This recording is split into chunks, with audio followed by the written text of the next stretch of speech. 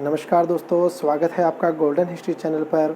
उम्मीद करता हूं कि आप सभी सही होंगे और अच्छे से एग्ज़ाम की तैयारी कर रहे होंगे। शुरू करने से पहले मैं अपना परिचय दे दूं। मेरा नाम है शहबाज अख्तर। मैं 3 बार नेट जेआरएफ क्वालिफाई करे हुआ हूं और साथ में शिक्षा विषय पर भी मैंने नेट क्वालिफाई किया है।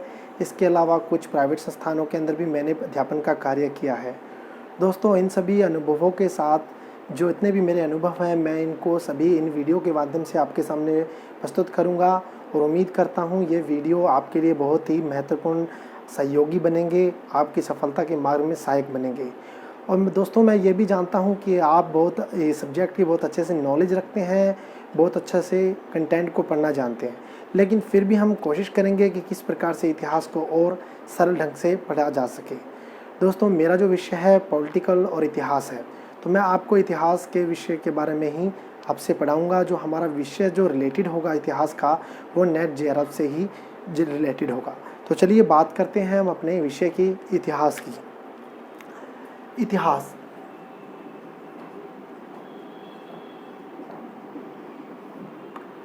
दोस्तों, इतिहास जो है आज के कंपटीशन के एग्ज़ाम में बहुत ही महत्वपूर्ण दृष्टिकोण से देखा जा रहा है। और इतिहास जो एग्ज़ाम है, चाहे वो यूपीएससी का हो, पीसीएस का हो, लेक्चरर या फिर नेट जेआरएफ का, कोई भी भर्ती परीक्षा का एग्ज़ाम हो, उसके अंदर ज़्यादा से ज़्यादा इतिहास के क्वेश्चनों को जो है तवज्जो दी जा रही है, उनसे जो है क्वेश्चन पूछे जा रहे हैं। तो इतिहास का महत्व बढ़ता जा रहा है, इसलिए इतिहास को पढ़ना बहुत ही महत्वपूर्ण है।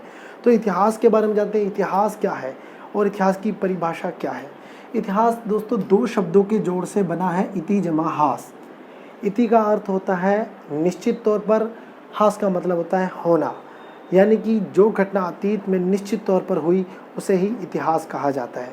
या यूँ कह दीजिए कि सरल भाषा के अंदर हम अगर इसकी परिभाषा लें तो सिंपली सरल भाषा के अंदर हम जान सकते हैं, अतीत को जानने का शास्त्र इतिहास कहलाता है।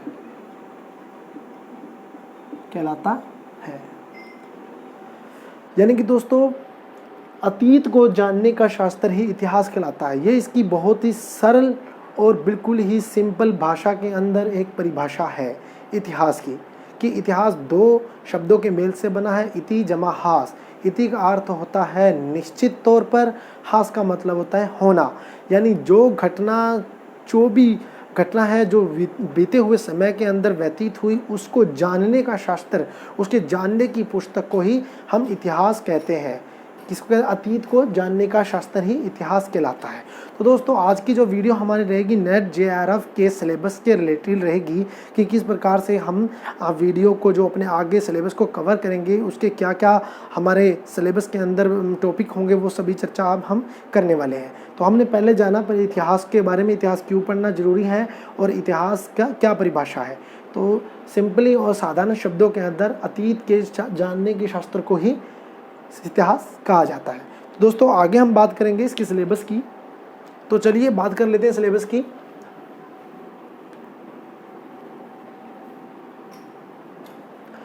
दोस्तों, इतिहास को महत्वपूर्ण 3 भागों में बांटा गया है।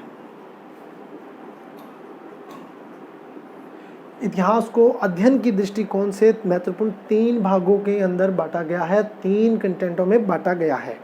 सबसे पहले इसके अंदर हम बात करते हैं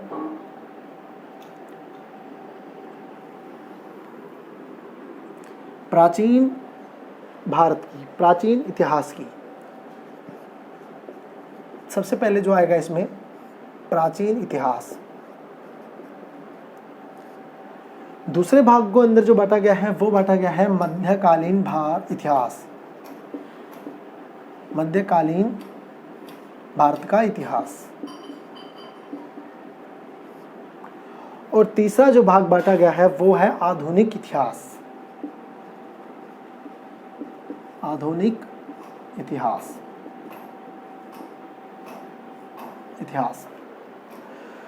दोस्तों, ये जो 3 भागों के अंदर बांटा गया है, वो बांटा गया अध्ययन की दृष्टिकोण से। इससे रिलेटेड आपको जितने भी कंटेंट में जो भी टॉपिक है, जो भी इसका विवरण है, सब कुछ आपको एनसीईआरटी की बुक्स हैं, बहुत सारी कंपटीशन एग्ज़ाम की बुक्स हैं, वो सभी आपको इसके अंदर मिल जाएगी। लेकिन हम बात कर रहे हैं एग्ज़ाम के दृष्टिकोण से। दोस्तों ये तो था अध्ययन के दृष्टिकोण से, अध्ययन के दृष्टिकोण से। अब हम बात करने वाले हैं परीक्षा के दृष्टिकोण से। एग्ज़ाम के दृष्टिकोण से इतिहास को 3 ना होकर 6 भागों में बांटा गया है। चलिए आगे चर्चा कर लेते हैं वो कौन से 3 भाग और हैं। तो सबसे पहले उसके अंदर हम बात करते हैं, इतिहास के अंदर एक अध्याय नया जोड़ा गया है दोस्तों, उसका नाम है स्वतंत्रता उत्तर इतिहास। यानी कि जो हमारा आधुनिक काल 1947 तक ख़त्म हो जाता है, उसके बाद का जो इतिहास है, यानी कि स्वतंत्रता के बाद का जो इतिहास है, उसको जो अगले अध्याय में जोड़ा गया है स्वतंत्रता उत्तर इतिहास में। कौन सा इतिहास है? स्वतंत्रता उत्तर इतिहास, उत्तर इतिहास। दोस्तों उसके बाद जो अगला आ जाता है हमारा टॉपिक दोस्तों, वो आ जाता है अध्ययन के दृष्टिकोण से। तो 3 भागों में, जैसे कि ये मैंने बताया, और परीक्षा के दृष्टिकोण से तो 5वां भाग जो होगा हमारा इतिहास दर्शन। शायद दोस्तों आपने ये पहली बार ही सुना हो, इतिहास दर्शन।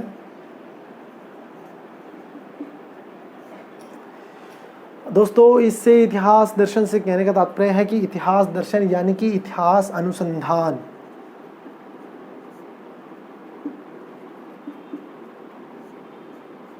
इतिहास अनुसंधान दोस्तों ये आपने शायद नया सुना हो, क्योंकि दोस्तों इससे रिलेटेड आज तक क्वेश्चन नहीं पूछे गए थे।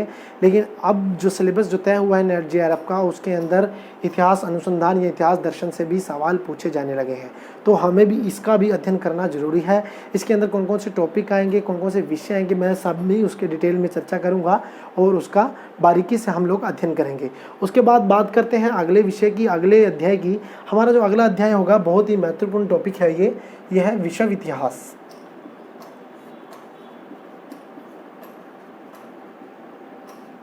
विश्व इतिहास दोस्तों नेट जेआरएफ में चाहे क्वेश्चन ना पूछे जाते हों इससे रिलेटेड, लेकिन एग्जाम के दृष्टिकोण से, परीक्षा के दृष्टिकोण से ये भी एक महत्वपूर्ण इतिहास का भाग है।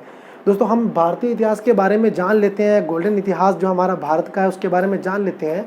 लेकिन परीक्षा में चाहे वो टेट हो या फिर लेक्चरशिप का एग्ज़ाम हो, जो भी हो, उससे रिलेटेड, इतिहास से रिलेटेड, मतलब वर्ल्ड हिस्ट्री से रिलेटेड भी क्वेश्चन आजकल पूछे जाने लगे हैं। तो दोस्तों हम इसके अंदर कौन कौन से टॉपिक की चर्चा करेंगे। बताया कि इतिहास के अध्ययन के दृष्टिकोण से 3 भागों के अंदर बांटा गया है, और परीक्षा के दृष्टिकोण से, परीक्षा के दृष्टिकोण से इसको अलग से 3 भागों में बांटा गया है। मतलब कि तीनों 6 भागों के अंदर इतिहास को बांटा गया है। पहला प्राचीन इतिहास, मध्यकालीन इतिहास और आधुनिक इतिहास। चौथा स्वतंत्रता उत्तर इतिहास, इतिहास अनुसंधान या इतिहास दर्शन, और उसके बाद विश्व इतिहास। तो दोस्तों अब बात करते हैं इसके अंदर के अध्यायों की, इसके अंदर के चैप्टर की, हम कौन कौन से चैप्टर किस किस में पढ़ेंगे। तो सबसे पहले इसको आप राइट डाउन कर लीजिए या स्क्रीनशॉट ले लीजिए, और इसके बाद हम बात करेंगे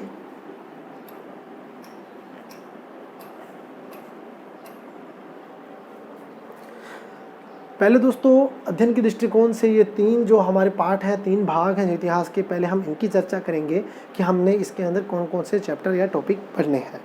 तो सबसे पहले हम पढ़ेंगे, पहला जो हमारा अध्याय होगा इसके अंदर वो होगा भारतीय प्राचीन स्रोत, या यूँ मानिए कि प्राचीन स्रोत। प्राचीन स्रोत दोस्तों, प्राचीन स्रोत का जानना हमारे लिए बहुत ही महत्वपूर्ण है, क्योंकि किस प्रकार से हमारा इतिहास लिखा गया, इतिहास को कैसे इकट्ठा किया गया, कैसे उसको संकलन किया गया, किस प्रकार से वो एक शास्त्र के रूप में हमारे सामने आया, कहाँ कहाँ से तथ्यों को जुटाया गया, सभी इन स्रोतों के माध्यम से ही हो पाया है। और स्रोतों का जानना हमारे लिए बहुत ही महत्वपूर्ण जो है, बहुत ही महत्वपूर्ण टॉपिक है। और स्रोतों के माध्यम से जो किताब हैं, बुक्स हैं, इसके अंदर क्वेश्चन आते होते हैं। आज नेट जेआरएफ के अंदर इससे रिलेटेड, स्रोतों से रिलेटेड क्वेश्चन पूछे जाने लगे हैं। और उसके बाद जो हमारा अगला अध्याय होगा वो होगा पाषाण काल।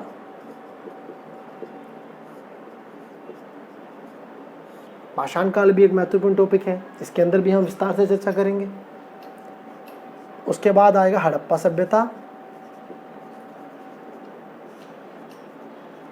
हड़प्पा सभ्यता, हड़प्पा सभ्यता एक बहुत ही महत्वपूर्ण जो है भाग है इतिहास का। दोस्तों ये कन्फ्यूजन जो है टॉपिक का एक बहुत ही है, हड़प्पा सभ्यता या सिंधु घाटी सभ्यता, इसके बहुत सारे नाम हैं। तो दोस्तों इसके जितने भी कन्फ्यूज़न हैं, जितने भी सवालात हैं, हम सभी इसको डिटेल में पढ़ेंगे अच्छे से। हो सकता है कि वीडियो मतलब कि 5-7 वीडियो ज़्यादा बन जाए, लेकिन हम इसकी डिटेल से चर्चा करेंगे। कोई भी ऐसा पहलू नहीं होगा जो कि इससे रिलेटेड हमारा रह जाएगा, हम इसको पूरा अच्छे से कवर करेंगे। दोस्तों इससे अगला टॉपिक जो होगा हमारा हड़प्पा सभ्यता के बाद का, वो होगा वैदिक सभ्यता।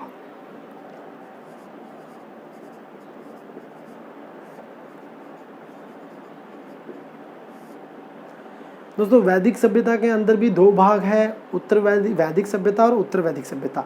इसकी भी हम डिटेल से चर्चा करेंगे। दोस्तों उसके बाद जो आएगा महाजनपद काल।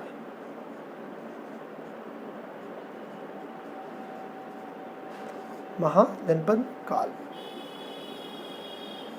महाजनपद काल भी एक महत्वपूर्ण विषय है, टॉपिक है। इस पर भी हम विस्तार से चर्चा करेंगे। 16 महाजनपद हैं, उनके आर्थिक सामाजिक व्यवस्था, राजनीतिक व्यवस्था, वहाँ के राजा रंक, वहाँ पे किस प्रकार से सिस्टम चलता था, वहाँ की राजधानियाँ, जितने भी महत्वपूर्ण क्वेश्चन होंगे, कहाँ कहाँ पर वो स्टैब्लिश्ड हैं, कहाँ कहाँ वो उपस्थित हैं, उनकी सभी चर्चा हम इस अध्याय में करने वाले हैं। उसके बाद आएगा विदेशी आक्रमण।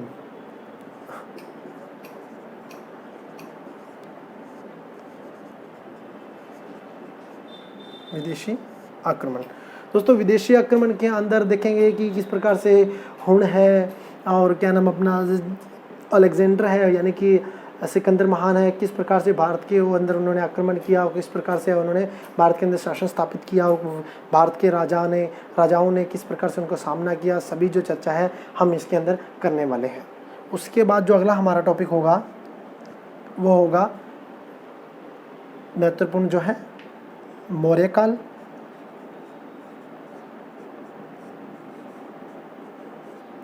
ये बहुत ही महत्वपूर्ण टॉपिक है दोस्तों, इस पर भी हम विस्तार से चर्चा करेंगे। उसके बाद जो अगला टॉपिक होगा हमारा मौर्य उत्तरकाल।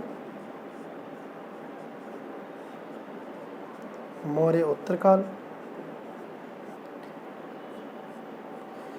दोस्तों मौर्य और मौर्य उत्तरकाल बहुत ही महत्वपूर्ण टॉपिक है दोनों ही, क्योंकि मौर्य काल के अंदर जितने भी राजवंश हुए हैं, जितने भी सम्राट हुए हैं, राजा हुए हैं, उनकी चर्चा हम विस्तार से करेंगे। उनके सामाजिक, आर्थिक, जितने भी राजनीतिक पहलू रहे हैं उनकी चर्चा करेंगे। उनके बाद मौर्यों के पतन या फिर मौर्य उत्तरकाल जिसको कहा जाता है, हम उसकी चर्चा विस्तार से करेंगे, जिसके अंदर हर्षवर्धन का काल है और जितने भी आगे साम्राज्य हुए हैं उनकी चर्चा हम विस्तार से करेंगे। उसके बाद बात करते हैं संगम युग की, संगम काल की।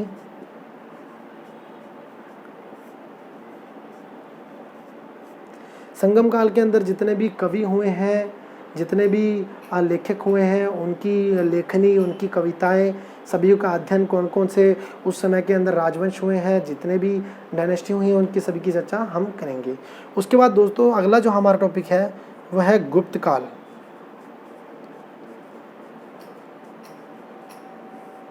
गुप्त काल के अंदर सभी राजवंशों की चर्चा करेंगे। उसके बाद दोस्तों बात करते हैं गुप्त उत्तरकाल की। गुप्त उत्तरकाल और जो गुप्त उत्तरकाल, और उसके बाद जो हमारा जो आखिरी टॉपिक होगा, आखिरी जो महत्वपूर्ण भाग होगा वो होगा पूर्वीय मध्यकाल, यानी कि मध्यकाल की शुरुआत होने से पहले का जो समय था, उस काल के अंदर कौन कौन से राजवंश हुए, कौन कौन से नए वंश का उदय हुआ और नए उनकी राजनीतिक, सामाजिक, सभी जो आर्थिक व्यवस्था थी उनके बारे में हम विस्तार से जानेंगे। दोस्तों क्या था? पूर्व मध्यकाल। तो इस प्रकार से दोस्तों प्राचीन जो है हमारा जो प्राचीन इतिहास है, इसके अंदर हम ये महत्वपूर्ण टॉपिकों की चर्चा करेंगे, जिसके अंदर प्राचीन काल के जो स्रोत हैं, पाषाण काल, हड़प्पा सभ्यता, वैदिक काल, महापाषाण काल, विदेशी आक्रमण, मौर्य काल, मौर्य उत्तरकाल, संगम काल, गुप्त काल, गुप्त उत्तरकाल और पूर्व मध्यकाल, इन सभी की चर्चा हम विस्तार से करेंगे। पूरे ढंग पूर्वक हम इनको एक एक वीडियो के अंदर या ज़्यादा भी हो सकती हैं, सभी वीडियो के अंदर हम इसको विस्तार पूर्वक अच्छे से इनका जो है अध्ययन करेंगे और कोई भी ऐसा पहलू नहीं होगा दोस्तों जो रह जाएगा। हालांकि मैं आपको इनको अच्छे से करवाऊंगा और साथ ही साथ सभी के शॉर्ट ट्रिक के माध्यम से आपको याद करवाने की कोशिश भी करूंगा। दोस्तों चलिए आगे की बात करते हैं मध्यकालीन इतिहास की। तो मध्यकालीन इतिहास के अंदर जो हम सबसे पहला टॉपिक जो पढ़ेंगे वो होगा अरबी व तुर्की आक्रमण। भारत के अंदर किस प्रकार से अरब आए, किस प्रकार से उन्होंने यहाँ पे शासन किया, किस प्रकार से अपने राजवंशों की शुरुआत की। तो पहला टॉपिक होगा हमारा अरब व तुर्क आक्रमण या आगमन। दोस्तों ये बहुत ही महत्वपूर्ण है। इसके अंदर आपको मैं गजनी, गोरी और किस प्रकार से सुल्तान युग का शुरुआत हुआ वो इसके अंदर हम इन चैप्टर के बारे में पढ़ेंगे। क्या कारण थे भारत के अंदर मुगलों के या फिर सुल्तानों के आने के और किस प्रकार से उन्होंने भारत के अंदर आगमन किया, अपना क्या क्या आक्रमण किए, किस प्रकार से भारतीय राजवंशों को उन्होंने परास्त करके अपना राज्य स्टार्ट किया। सभी जो विषय का टॉपिक जो है हम इस टॉपिक में पढ़ेंगे। उससे अगला जो हम पढ़ेंगे दिल्ली सल्तनत के बारे में।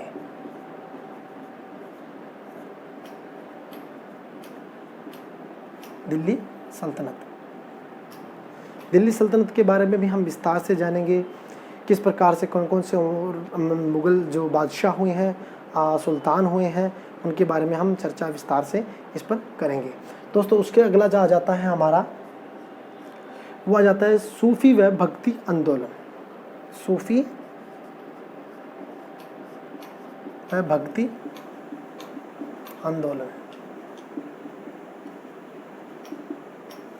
सूफी व भक्ति आंदोलन, इसके अंदर कौन कौन से जो सूफी भक्ति आंदोलन हुए हैं हम उसकी चर्चा करेंगे, जो महत्वपूर्ण जितने भी हैं और उनके कारण क्या क्या बदलाव आए, हमारे सामाजिक परिवर्तन भारत के अंदर कौन कौन से सामाजिक परिवर्तन हुए, राजनीतिकों में इनका क्या योगदान था राजनीति में, वो सभी हम इसके अंदर विस्तार से जो है चर्चा करेंगे। दोस्तों इससे अगला जो हमारा टॉपिक होगा वो होगा, महत्वपूर्ण टॉपिक है वो है प्रांतीय राजवंश। प्रांतीय राजवंशों के बारे में पढ़ेंगे। किस प्रकार से वहाँ देसी रियासत या प्रांतीय राजवंशों का विकास हुआ, किस प्रकार से उन्होंने अपना राजनीति में महान भूमिका अदा की।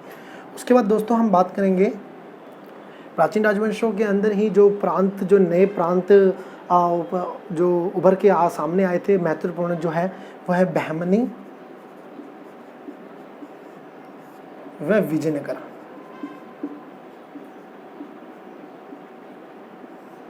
बहमनी और विजयनगर जो कि एक महत्वपूर्ण दो प्रांत माने गए हैं, दो महत्वपूर्ण वंश माने गए हैं, इनके बारे में हम विस्तार से चर्चा करेंगे।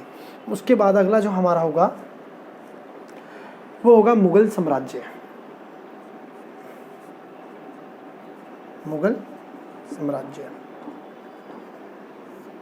मुगल साम्राज्य के बारे में हम विस्तार से पढ़ेंगे। उनके आर्थिक, सामाजिक, राजनीतिक जितने भी उनके पहलू थे, उन पे क्या हमारे भारत पर प्रभाव पड़ा, क्या उनकी देन है, क्या उनके महत्वपूर्ण मतलब कि जितने भी उनका योगदान है भारत में, उनका क्या योगदान रहा, क्या उन्होंने इमारतों का निर्माण किया, कितने उनके लेखनी थी, सभी की चर्चा जो है हम इस जो है भाग में करेंगे। दोस्तों इसके बाद हम बात करेंगे अगले अध्याय की। अगला अध्याय जो हमारा होगा मराठा साम्राज्य होगा।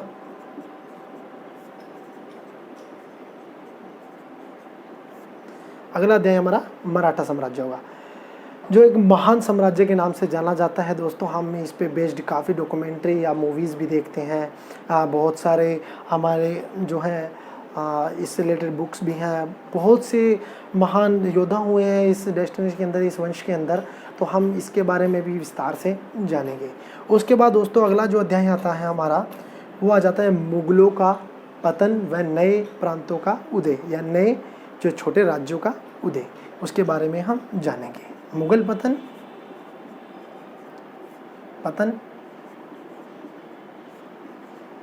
व नए राज्यों का उदय, राज्य उदय।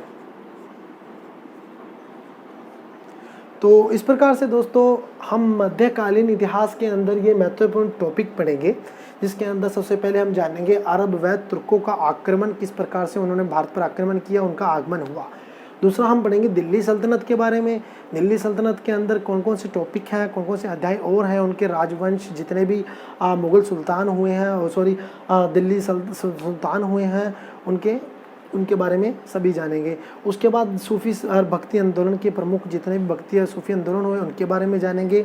उसके बाद प्राचीन राजवंशों के उदय, उनके बारे में जानेंगे। उसके बाद बहमनी और विजयनगर साम्राज्य की पूर्ण चर्चा करेंगे। उसके बाद मुगल साम्राज्य के बारे में संपूर्ण ज्ञान लेंगे, संपूर्ण चर्चा करेंगे उनकी। उसके बाद मराठा साम्राज्य के बाद मुगलों का पतन व नए राज्यों का उदय के बारे में हम चर्चा करेंगे। दोस्तों हम इनको जो है लगभग 100 प्लस वीडियो के अंदर इन सभी टॉपिकों को कवर करने की कोशिश करेंगे। ऐसा नहीं है कि एक वीडियो के अंदर एक टॉपिक कवर हो जाए, थोड़ा ज़्यादा वीडियो भी बन सकते हैं। तो दोस्तों आप घबराइए नहीं, आप लगातार इस चैनल से जुड़े रहिए और उम्मीद रखिए और भरोसा रखिए कि ये आपके लिए आपकी सफलता के लिए बहुत ही लाभदायक होगा। तो चलिए दोस्तों अगली बात कर लेते हैं हम लोग आधुनिक इतिहास की, कि आधुनिक इतिहास किस प्रकार से हमारे लिए इम्पोर्टेंट है और कौन कौन से अध्याय हम इसके अंदर पढ़ने वाले हैं। तो दोस्तों सबसे पहला जो हमारा इसके अंदर टॉपिक होने वाला है वो है विदेशी, यूँ लिख लीजिए, यूरोपियन कंपनी, यूरोपियन आगमन। इसके अंदर यूरोपियन आगमन सबसे पहला चैप्टर हमारा बनेगा, सबसे पहला अध्याय होगा किस प्रकार से यूरोपियन कंपनीज भारत के अंदर आगमन होता है, किस प्रकार से वो हमारे भारत के अंदर जो है कंपनियों की जगह जगह अपनी उपनिवेशता का जो है निर्माण करती हैं, किस प्रकार से वो आती हैं, सभी का हम डिटेल से पूरी चर्चा करेंगे। उसके बाद अगला अध्याय होता है हमारा ईस्ट इंडिया कंपनी। मैं शॉर्ट में लिख रहा हूँ, आप तुरंत समझ जाइएगा। ईस्ट इंडिया कंपनी व बंगाल।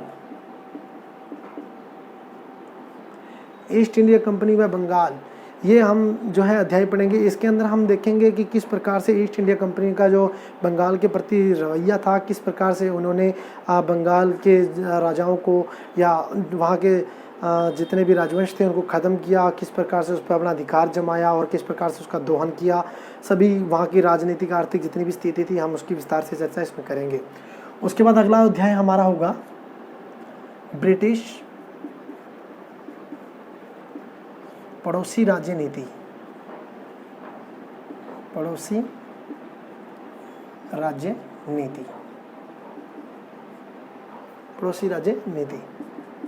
दोस्तों इसके अंदर जो हमारे भारत से सटे हुए जितने भी राज्य थे, Burma, Sri Lanka, Afghanistan, Iraq, Iran, Bangladesh, Tibet, ये जितने भी हैं उनसे रिलेटेड जो हमारे भारत से सटे हुए जितने भी राज्य थे, इनके प्रति या इनसे जो भी ब्रिटिश साम्राज्य की ब्रिटिशों की जो इनकी नीति थी वो क्या थी, वो हम विस्तार से इनकी चर्चा करेंगे। कौन कौन से इन्होंने संधियाँ की, कौन कौन से इन पर इन्होंने अध्यादेश लगाए, सभी की चर्चा हम इन पे इस अध्याय के अंदर करेंगे। दोस्तों उसके बाद हमारा जो अगला टॉपिक आ जाता है वो आ जाता है भारत में सामाजिक व सांस्कृतिक जागरण।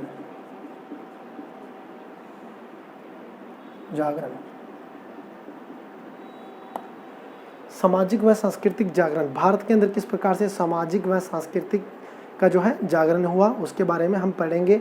जितने भी आंदोलन हुए हैं या यूँ कहिए जितने भी संगठनों का निर्माण हुआ, आर्य समाज, ब्रह्म समाज, थियोसॉफिकल पार्टी, जितनी भी मतलब कि जितने भी ये सामाजिक और सांस्कृतिक जागरण में योगदान दिया है जिन जिन महान हस्तियों ने, उनके बारे में हम विस्तार से इस बारे में अध्याय में चर्चा करेंगे।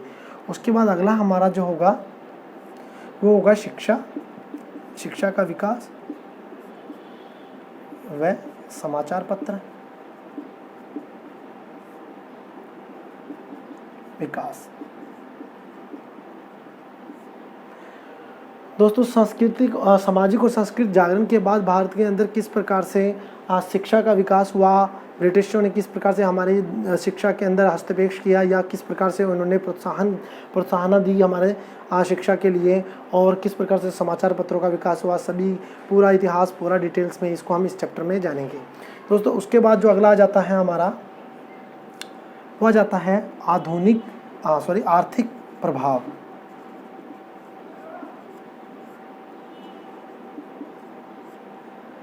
आर्थिक प्रभाव अंग्रेज़ों का जो ब्रिटिशों का या अंग्रेज़ों का या फिरंगियों का कह लीजिए, किस प्रकार से हमारे भारत पर आर्थिक प्रभाव रहा, क्या क्या उन्होंने किस प्रकार और क्या क्या किस तरीके से और क्या क्या उन्होंने हमारे आर्थिक प्रभाव डाले हैं, किस प्रकार से हमारे व्यवसायों पर, हमारे उद्योग धंधों पर, हमारे कृषि पर जो भी उनके जो प्रभाव पड़ा है उस सभी का विस्तार से इसमें हम जानेंगे। उससे जो अगला हमारा अध्याय होगा आर्थिक के बाद हमारा जो है 1857 की क्रांति।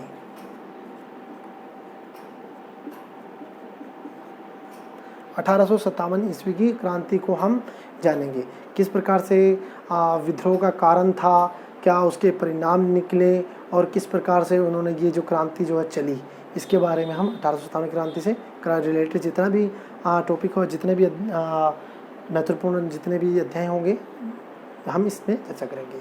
उसके बाद अगला जो हमारा होगा वो होगा जनजाति आदिवासी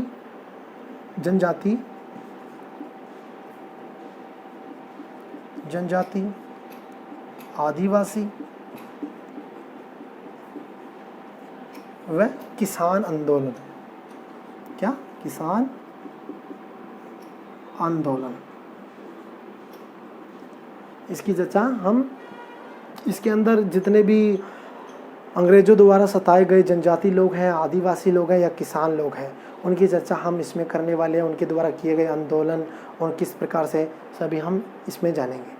उसके बाद हमारा अगला अध्याय होगा अगला अध्याय जो हमारा होगा वो होगा राष्ट्रीय संघर्ष। ये यूँ मान लीजिए कि राष्ट्रीय क्रांति जो भी थी वो हम उसके इसमें पढ़ेंगे। राष्ट्रीय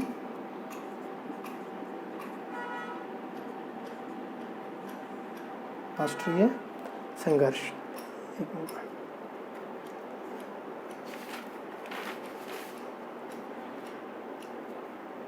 जी, तो हम बात कर रहे थे, हमारा जो अगला अध्याय होगा वो होगा राष्ट्रीय संघर्ष या राष्ट्रीय आंदोलन।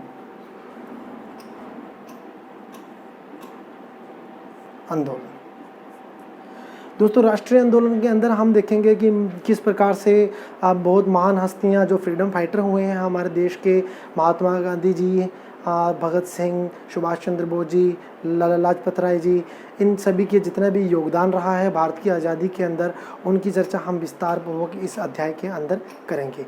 दोस्तों इससे अगला और लास्ट जो हमारा अध्याय होगा वो होगा महात्मा गांधी जी। महात्मा गांधी जी के विषय में हम विस्तार से जानेंगे, किस प्रकार से वो भारत के अंदर इन्होंने महत्वपूर्ण जो योगदान दिया आज़ादी के लिए, उन्होंने कौन कौन से आंदोलन चलाए भारत की आज़ादी के लिए और क्या क्या संघर्ष किया, अंग्रेज़ों को किस प्रकार से भारत से भगाया, क्या क्या उनका महत्वपूर्ण योगदान रहा, वो इसके अंदर हम चर्चा करेंगे। दोस्तों इसके अलावा एक अध्याय हम और जोड़ लेते हैं विविध तथ्य के बारे में। विविध तथ्य दोस्तों इसके अंदर हम बात करेंगे कांग्रेस के जितने भी अधिवेशन हुए हैं उनकी, और जितने भी भारत के अंदर 34 वायसराय हुए हैं उनके बारे में, गवर्नर जनरल हुए हैं उनके बारे में, और बहुत जितने भी महत्वपूर्ण जो फ्रीडम फाइटर हुए हैं या महान लोग हुए हैं उनकी उपाधियां किसके द्वारा दी गई या उनकी क्या क्या उपाधियां थी, वो सभी चर्चा हम इस अध्याय में करेंगे। तो दोस्तों इसको आप स्क्रीनशॉट ले लीजिए या फिर राइट डाउन कर लीजिए, ये महत्वपूर्ण है, ये सिलेबस है पहले 3 का अध्ययन की दृष्टिकोण से जो हमने चैप्टर पढ़ने हैं उससे रिलेटेड जो है तो आप इसका स्क्रीनशॉट ले लीजिए।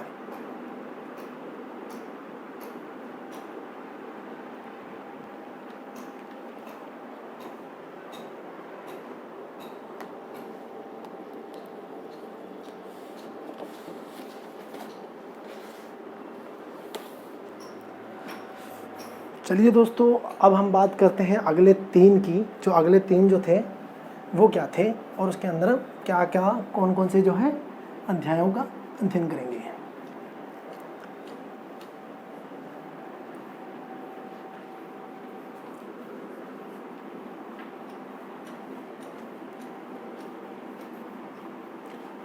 दोस्तों आप फिक्र मत कीजिए बिल्कुल भी, आप बहुत अच्छे मंच से जुड़े हैं, बहुत अच्छे चैनल से जुड़े हैं, जुड़े रहिए इससे। आपको बहुत ही अच्छा, आपको एक टॉपिक करवा दूंगा सारे कंप्लीट।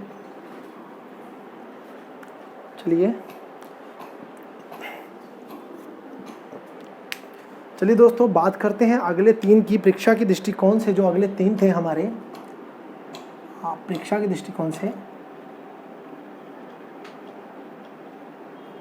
परीक्षा के दृष्टिकोण से जो 3 अगले थे वो थे, तो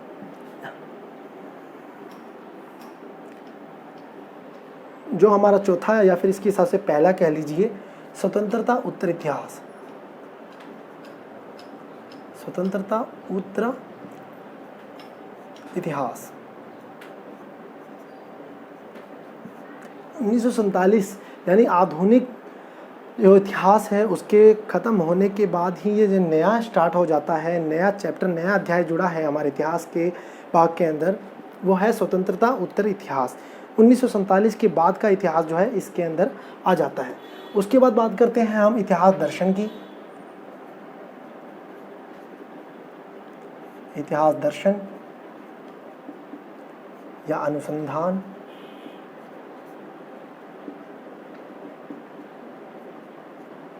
और फिर अगला होता है हमारा विश्व इतिहास। विश्व इतिहास दोस्तों, परीक्षा के दृष्टिकोण से ये 6 अध्याय, यानी 3 ये और 3 पिछले जो हमने अभी पढ़े हैं, इसके अंदर जो स्वतंत्रता उत्तर, इतिहास दर्शन और विश्व इतिहास, ये 3 जो है महत्वपूर्ण टॉपिक है। तो चलिए बात कर लेते हैं इसके अंदर हम कौन कौन से टॉपिकों को कवर करने वाले हैं। स्वतंत्रता उत्तर के अंदर हम बात करें तो सबसे पहले हम पढ़ेंगे, इसमें अध्याय थोड़े कम हैं, ये रिलेटेड है पॉलिटिकल से, यानी कि हम इसमें जितना भी है पॉलिटिकल से विषय, राजनीतिक विषय बारे में ही पढ़ेंगे। तो सबसे पहले हम पढ़ेंगे इसके अंदर हमारा पहला जो चैप्टर होगा, संविधान का निर्माण। संविधान का निर्माण हम जानेंगे किस प्रकार से भारत का संविधान का निर्माण हुआ, किस प्रकार से कितने अधिवेशन हुए, क्या क्या अध्याय जोड़े गए संविधान में, और किस प्रकार से उसका आर्टिकल है या किस प्रकार से संविधान का विकास हुआ, वो इस अध्याय के अंदर हम पढ़ने वाले हैं। दोस्तों इससे अगला जो हमारा होगा वो होगा संसद व मंत्रिमंडल निर्माण। मंत्रिमंडल निर्माण दोस्तों, इसके अंदर स्वतंत्रता उत्तर के अंदर ये 2 ही जो महत्वपूर्ण हैं, हम इसकी चर्चा विस्तार से करेंगे। उसके बाद दोस्तों अगला जो आ जाता है हमारा इतिहास दर्शन। दोस्तों इतिहास दर्शन के अंदर जो हम पढ़ने वाले हैं, सबसे पहले हम जानेंगे कि इतिहास क्या होता है। तो हमारा जो चैप्टर पहला होगा इतिहास की अवधारणा या इतिहास क्या है, सबसे पहले जानेंगे ये। इसके अंदर दोस्तों जितने भी महान इतिहासकार हुए, जितने भी महत्वपूर्ण इतिहासकारों की परिभाषाएं हैं इतिहास से रिलेटेड, वो जानेंगे, इसकी अवधारणा को जानेंगे, इसके क्षेत्र को जानेंगे, और इतिहास क्यों पढ़ा जाता है, किस लिए ज़रूरी है और किस प्रकार से इसको लिखा जाता है, वो सभी हम इसके अंदर चर्चा करेंगे। दोस्तों इसके बाद बात करते हैं इतिहास विधियों की, जो अगला हमारा चैप्टर होगा, इतिहास विधियाँ।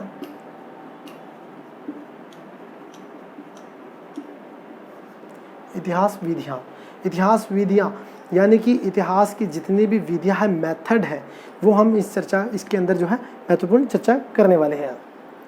दोस्तों इसके बाद हमारा अगला चैप्टर होगा स्कूल, इतिहास के स्कूल व इतिहासकार।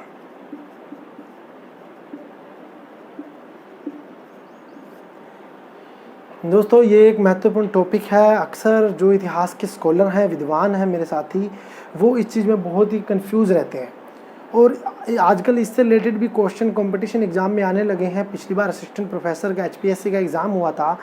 अक्सर इसके अंदर जितने भी असिस्टेंट प्रोफेसर या स्कूल लेक्चरर या कॉलेज कैडर के जितने भी एग्ज़ाम होते हैं, इससे रिलेटेड अक्सर क्वेश्चन पूछे जाते हैं। उसमें पूछ लिया जाता है कि ये इतिहासकार कौन से स्कूल से रिलेटेड है, इसकी कौन सी लेखनी है, कौन सी उसका रचना है, ये रिलेटेड इससे पूछे जाते हैं। तो दोस्तों हम विस्तार से इसकी चर्चा करेंगे कि इतिहास में कौन कौन से स्कूल्स हैं, कौन कौन से उसके इतिहासकार हैं और कौन कौन सी उनकी लेखनियाँ हैं। सभी जो है इनकी चर्चा हम इस अध्याय में विस्तार से करने वाले हैं। दोस्तों इसके बाद आ जाता है इसका इतिहास का तिथिकरण। इतिहास तिथिकरण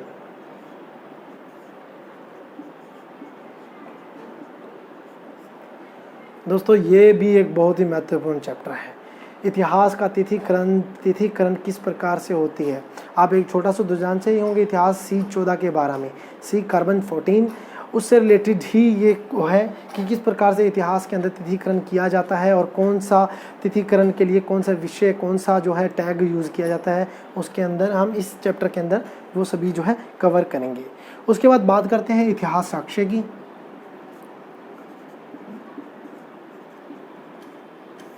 साक्ष्य या एविडेंस, इसके अंदर हम पढ़ेंगे साक्ष्य किस प्रकार से इतिहास के साक्ष्य को जोड़ा जाता है, किस प्रकार से इतिहास के साक्ष्य को, एविडेंस को इकट्ठा किया जाता है और जितने भी कहाँ से जो है ये प्राप्त किए जाते हैं, किस प्रकार से उसको एनालाइज किया जाता है, संक्षेपण किया जाता है, विश्लेषण किया जाता है, सभी इसमें अध्याय में हम चर्चा करने वाले हैं। दोस्तों इसके बाद आ जाता है रिसर्च प्रपोजल या यूँ कह जाइए प्रस्तावना। रिसर्च प्रपोजल या प्रस्तावना हम बात कर लेते हैं। इतिहास रिसर्च प्रपोजल,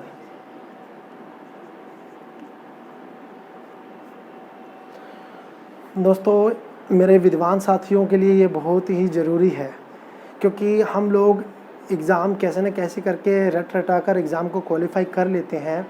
उसके बाद बात आ जाती है एडमिशन, PhD या MPhil के एडमिशन की। तो एग्ज़ाम पास होने के बाद सबसे बड़ा जो हमारा दिक्कत या परेशानी का जो सामना करना होता है वो होता है रिसर्च प्रपोजल से, यानी कि साइनॉप्सिस से।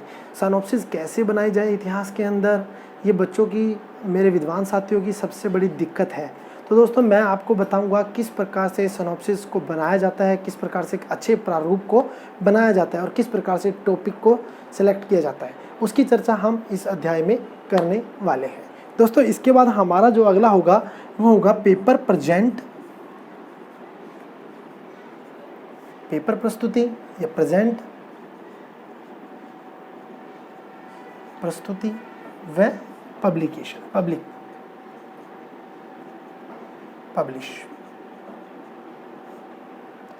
तो दोस्तों पेपर प्रस्तुति व पब्लिश ये भी एक हमारे विद्वान साथी जो इतिहास के स्कॉलर्स हैं उनके लिए एक दिक्कत का है। आपको पता है कि ये एक एकेडमिक रिकॉर्ड के लिए एक महत्वपूर्ण है और वैसे भी रिसर्च में इसका एक बहुत ही महत्वपूर्ण भाग रहा है, महत्वपूर्ण एक हिस्सा रहा है, अंग रहा है। तो दोस्तों आपको मैं बताऊंगा कि किस प्रकार से पेपर प्रस्तुत किया जाता है या प्रेजेंट किया जाता है और पब्लिश किया जाता है और किस प्रकार से उसका प्रारूप है वो लिखा जाता है। वो इतिहास से रिलेटेड जितना भी हमें इसके अंदर पेपर प्रस्तुति पब्लिकेशन के अंदर दिक्कत आ रही है आपको, वो सभी मैं आपके मसले को हल कर दूंगा इस चैप्टर के अध्ययन में। उसके बाद हमारा जो अगला होगा वो होगा बहुत ही महत्वपूर्ण टॉपिक है इतिहास ग्रंथ सूची, ग्रंथ सूची निर्माण, या अंग्रेजी भाषा में कह दीजिए तो बिब्लियोग्राफी। इसके अंदर हम बिब्लियोग्राफी से रिलेटेड बात करेंगे, किस प्रकार से MLA है, APA है, बोस्टफोर्डन है या और बहुत सारे जो है शिकागो है, सभी स्टाइल्स हैं जो इस प्रकार ये लिखी जाती हैं हमारी बिब्लियोग्राफी, सभी हम चर्चा करेंगे इस अध्याय के अंदर। और हमारे इतिहास के लिए कौन सी महत्वपूर्ण स्टाइल्स हैं जो लिखने के लिए, वो हम इस अध्याय में हम चर्चा करेंगे। उसके बाद दोस्तों हमारा जो आखिरी जो टॉपिक है वो है महत्वपूर्ण जो ग्रंथ, महत्वपूर्ण या ये कह लीजिए कि मैं आपको बुक्स के बारे में बताऊंगा कि कौन सी बुक इतिहास दर्शन के लिए महत्वपूर्ण है। तो लिख लीजिए महत्वपूर्ण हमारा जो आखिरी होगा इसमें महत्वपूर्ण ग्रंथ, दर्शन ग्रंथ लिख लीजिए, दर्शन ग्रंथ। तो दोस्तों इस प्रकार से इतिहास अनुसंधान या इतिहास दर्शन के अंदर हम इन अध्यायों की चर्चा करेंगे। ये बहुत ही महत्वपूर्ण जो टॉपिक है इतिहास के बच्चों के लिए, स्कॉलर्स के लिए तो खास करके। इसके अंदर हम इतिहास क्या है, उसकी अवधारणा, उसके बारे में जानेंगे, परिभाषाओं के बारे में जानेंगे, इतिहास के मेथड्स के बारे में जानेंगे, फिर स्कूल हैं और इतिहासकार हैं उनसे रिलेटेड बात करेंगे, इतिहास के तिथिकरण के बारे में चर्चा करेंगे। अगले अध्याय में इतिहास रिसर्च प्रपोजल कैसे बनाया जाता है, रिसर्च से जितने भी सिनॉप्सिस की दिक्कत आती है बच्चों को उसके बारे में चर्चा करेंगे। उसके बाद बात करेंगे पब्लिकेशन की, पेपर कैसे पब्लिश किया जाता है, कैसे उसको बनाया जाता है उसकी बात करेंगे। उसके बाद करेंगे ग्रंथ सूची, बिब्लियोग्राफी की, बिब्लियोग्राफी के निर्माण की। उसके बाद हम महत्वपूर्ण जो है अनुसंधान दर्शन किताबों की बात करेंगे, कौन सी किताब किसके लिए महत्वपूर्ण है, किस प्रकार से उसे पढ़ी जाए उस बारे में चर्चा करेंगे। तो दोस्तों बात करते हैं अगली हमारी विश्व इतिहास की। विश्व इतिहास आजकल के कंपटीशन एग्ज़ाम में बहुत ही महत्वपूर्ण है साथियों, बहुत ही महत्वपूर्ण है। यूँ कह लीजिए कि इसके बगैर हमारा काम नहीं चलने वाला, हमें इसको पढ़ना बहुत ही ज़रूरी है। कुछ मेरे विद्वान साथी भारतीय इतिहास को रट लेते हैं कैसे ना कैसे करके उसको, लेकिन विश्व इतिहास को वो छोड़ देते हैं। उनको पता होना चाहिए मेरे साथियों को, विद्वान साथियों को, कि ये भी एक महत्वपूर्ण विषय है इतिहास का। अगर आपने इतिहास पूरा पढ़ना है तो इन 6 के 6 टॉपिकों को जानना बहुत ज़रूरी है। बिना इन 6 टॉपिकों के जाने आप इतिहास के विद्वान नहीं कहलाएंगे। तो दोस्तों इतिहास के अगला जो हमारा विषय है, अध्याय है, उसके अंदर हम कौन कौन से टॉपिकों की चर्चा करने वाले हैं वो हम जान लेते हैं।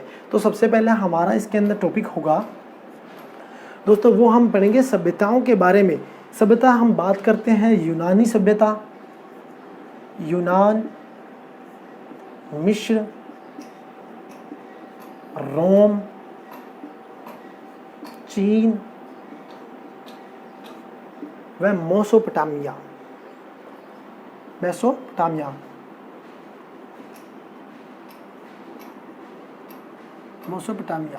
सभ्यता। इन सभी यूनान, मिस्र, रोम, चीन, मेसोपोटामिया, इन सभ्यताओं की चर्चा हम करेंगे। किस प्रकार से उनका जीवन का उत्थान हुआ, किस प्रकार से उनके राजवंश चले, जितने भी महत्वपूर्ण आर्थिक, सामाजिक या राजनीतिक पहलू हैं उनकी चर्चा हम इस अध्याय में करेंगे। उसके बाद दोस्तों अगले चर्चा की बात कर ले तो अगला जो हमारा होगा वो होगा ईसाई। अगला जो हमारा अध्याय होगा महत्वपूर्ण वो होगा ईसाई व इस्लाम का उदय। दोस्तों इसमें हम चर्चा करेंगे किस प्रकार से इस्लाम धर्म का उदय हुआ, किस प्रकार से ईसाई धर्म का उदय हुआ और किस प्रकार से उसके अंदर अनुयायियों की जो संख्या की बढ़ोतरी हुई, सभी हम इस चर्चा करेंगे। कौन कौन से इसके संस्थापक हुए हैं, कौन पैगंबर हुए हैं, खलीफा हुए हैं, सभी चर्चा हम इन अध्यायों में करने वाले हैं। उसके बाद चर्चा करेंगे हम लोग यूरोप में पुनर्जागरण व धार्मिक आंदोलनों की। उससे अगला हमारा जो टॉपिक होगा पुनर्जागरण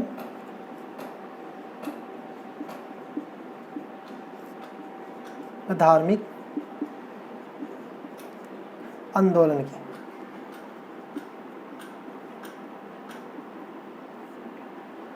दोस्तों यूरोप के अंदर किस प्रकार से पुनर्जागरण का आगमन हुआ, किस प्रकार लोग फिर से जागे, फिर से पुनर्जागरण हुआ, रिनेसा का आगमन हुआ और फिर रिनेसा के बाद किस प्रकार से उन्होंने धर्म में सुधार की कोशिश की, धर्म में एक रेवोल्यूशन, एक क्रांति आई। तो इसके आंदोलनों के बारे में हम चर्चा करेंगे, धर्म में सुधार व आंदोलन की हम बात करेंगे। दोस्तों उसके बाद हम बात करेंगे अमेरिका व फ्रांस की क्रांति की। अमेरिका व फ्रांस क्रांति।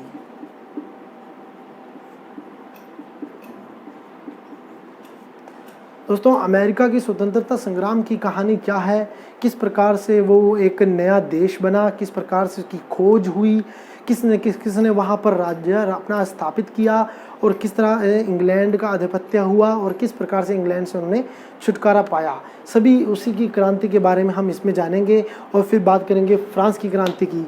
और फ्रांस के अंदर ही फ्रांस की महत्वपूर्ण जो 3 जो हमारे स्लोगन है, स्वतंत्रता जो 3 स्लोगन हैं उसके बारे में बात करेंगे, और उसकी बात करेंगे इसी के अध्याय के अंदर नेपोलियन बोनापार्ट की। तो हम लिख लेते हैं नेपोलियन ही।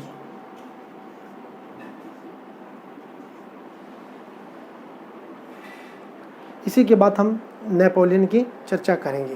दोस्तों उसके बाद जो अगला अध्याय हमारा होगा वो होगा औद्योगिक क्रांति, यानी कि वाणिज्यवाद, पूंजीवाद और औद्योगिक क्रांति की बात करेंगे। तो किस प्रकार से यूरोप के अंदर आधुनिक क्रांति हुई, यानी पहले वाणिज्यवाद, वाणिज्य,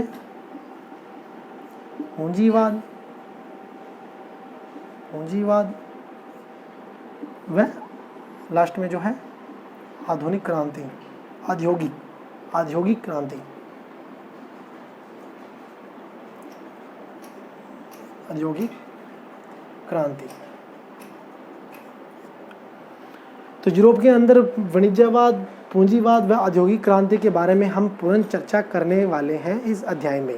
दोस्तों इसके बाद अगला जो हमारा होगा जर्मनी व इटली का एकीकरण हम पढ़ेंगे। अगला जो चैप्टर होगा हमारा इसमें इटली व जर्मनी एकीकरण, किस प्रकार से इटली जो है इटली और जर्मनी का एकीकरण हुआ, किन किन महान योद्धाओं ने, राजाओं ने अपना योगदान दिया, किस प्रकार से इसकी कहानी है, कथा है, संपूर्ण चर्चा हम इसके अध्याय में करेंगे इटली और जर्मनी के एकीकरण में।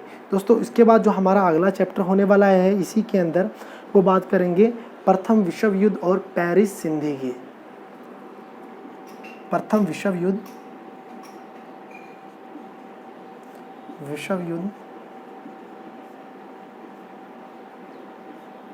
व पेरिस संधि।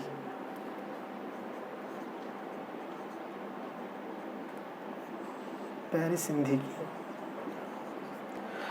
दोस्तों क्या कारण रहे महत्वपूर्ण, क्या मजबूरियां थी, क्या हुआ, क्या घटना थी, क्या पिछले कारण थे, क्या हुआ था जो इसके कारण विश्व युद्ध हुआ, और फिर विश्व युद्ध के बाद वसराय है या पेरिस की संधि है, जितनी भी संधियां हुई उनके बारे में हम चर्चा इस अध्याय में जो है करने वाले हैं।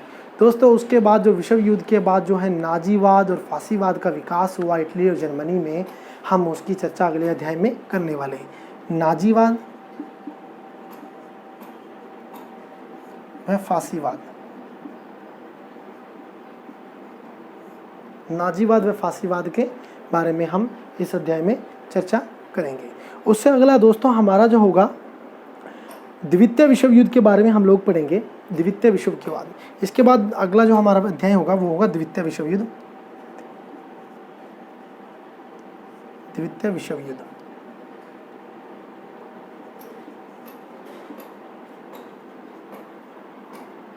Second world war. द्वितीय विश्व युद्ध के बारे में जानेंगे, उसके कारण व परिणामों की चर्चा करेंगे। उसके बाद अगला हमारा अध्याय होगा वो होगा यूरोप में उदारवाद, साम्राज्यवाद, राष्ट्रीयवाद का उदय। यूरोप में उदारवाद, यूरोप में उदारवाद, यूरोप में उदारवाद, समाजवाद,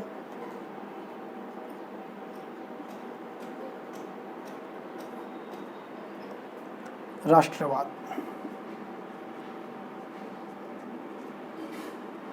राष्ट्रीयवाद, इनके बारे में हम विचार से चर्चा करेंगे। दोस्तों इसके बाद हमारा अगला जो अध्याय होगा वो होगा महत्वपूर्ण अध्याय है, वो बात करेंगे हम राष्ट्रीय संघ और संयुक्त राष्ट्रीय संघ की। राष्ट्रीय संघ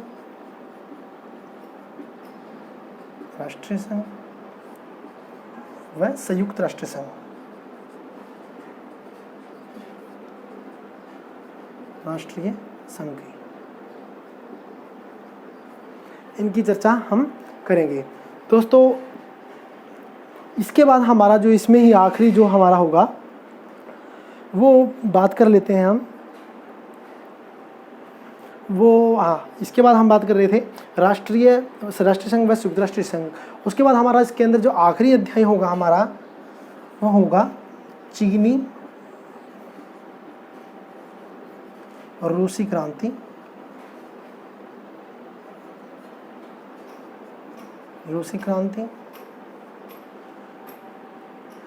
व चीनी व रूसी क्रांति व बाद का भारत, बाद का यूरोप, सॉरी,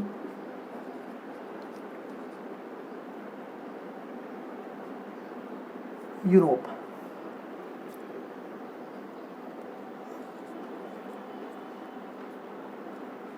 यूरोप।